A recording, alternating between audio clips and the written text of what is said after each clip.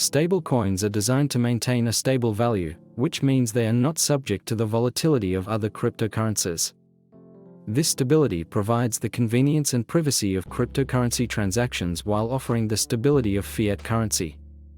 Stablecoins also offer a way to avoid the potential risks and uncertainties associated with traditional currencies. Welcome to Blockchain Animations by NFTexplained, where we simplify complex topics and make them easy to understand through animations. In this video, we will explore what stablecoins are, how they work, and the three core types of stablecoins. Stablecoins are a type of cryptocurrency that aim to maintain a stable value, often pegged to the US dollar at a value of $1. This stability can be accomplished through various mechanisms, including backing the stablecoin with a traditional asset like gold or the US dollar, implementing a sophisticated algorithm, or using a combination of these mechanisms. Essentially, stablecoins offer a way to use cryptocurrency without the risk of price fluctuations that often come with other crypto assets. Stablecoins are like the responsible, designated driver of the cryptocurrency world. Sure, they may not party as hard as other coins, but at least you won't wake up the next morning with a headache, or a half-empty wallet. If you like blockchain animations and lame jokes, hit that like button. The first type of stablecoin is fiat-collateralized. Fiat-collateralized stablecoins are a form of cryptocurrency that are backed by fiat currencies like the US dollar or euro. These stablecoins are held by independent custodians which maintain a reserve of the fiat currency equal in amount to the value of the stablecoin. An example is Tether or USDT, which is the largest stablecoin by market capitalization. Speaking of crypto market cap, if you don't know about this metric and what a fully diluted market cap is, you should definitely watch our video, which we will pin in the description. While most stablecoins are backed by fiat currencies like the US dollar, there are also stablecoins that are collateralized by other reserves, such as precious metals, like gold. These stablecoins are similar to fiat-collateralized stablecoins, which are backed by a reserve currency. Pros of fiat-collateralized stablecoins include their stability as they are backed by real-world assets. This makes them secure and credible in the eyes of holders. This type of stablecoin is quite stable compared to the other two types, which we will explain in a moment. Lastly, fiat-collateralized stablecoins are often held to higher regulatory compliance, as fiat reserves are subject to strict regulatory requirements. Now, there are some downsides to this type of stablecoin, including the fact that companies like Tether aren't earning any interest on the reserve funds they hold. Another downside is that these types of stablecoins are typically backed by a central entity, and if that central entity were to engage in fraudulent behavior, it could undermine the stability of the stablecoin. The final downside with fiat-collateralized stablecoins is that they are challenging to audit, meaning it's difficult for companies like Tether to prove they own the total amount of collateral. The second type of stablecoin is crypto-collateralized.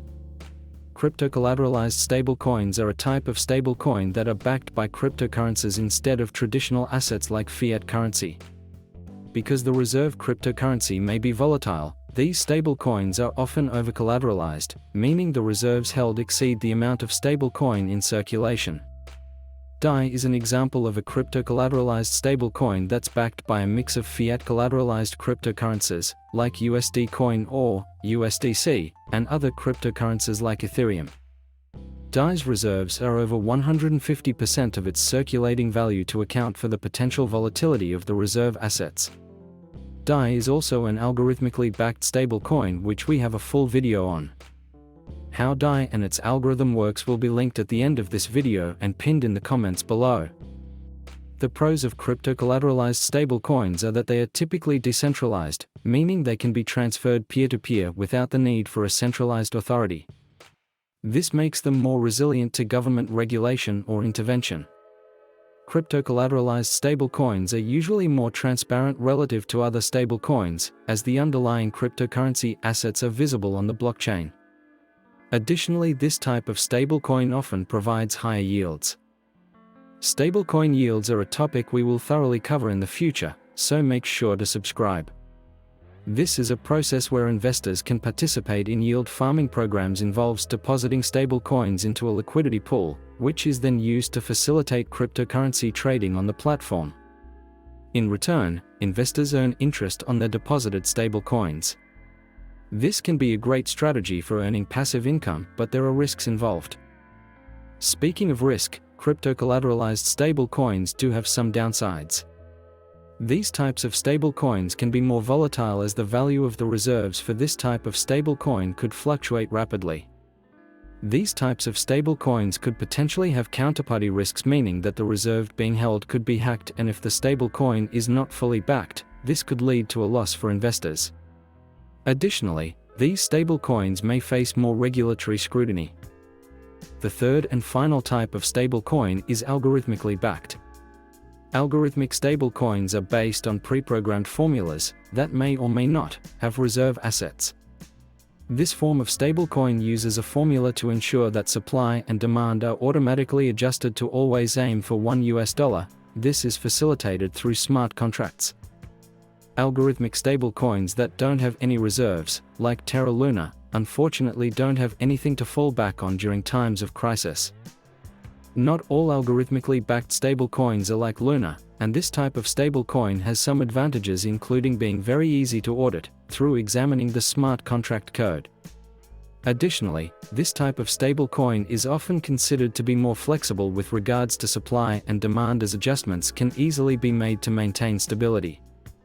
The downsides for algorithmically backed stablecoins are that they can be more volatile as the stability is determined by the code rather than physical assets. These types of stablecoins are also often not subject to regulation as they are decentralized. Lastly, the complexity of this type of stablecoin can result in less market acceptance, which may limit their usefulness as a store of value and as a means of payment. Stablecoins provide a bridge between the traditional financial system and the world of cryptocurrency, offering a reliable and stable store of value that is not subject to the extreme price volatility of other cryptocurrencies. They represent a significant advancement in the evolution of digital assets, providing users with the benefits of both fiat currency and cryptocurrency.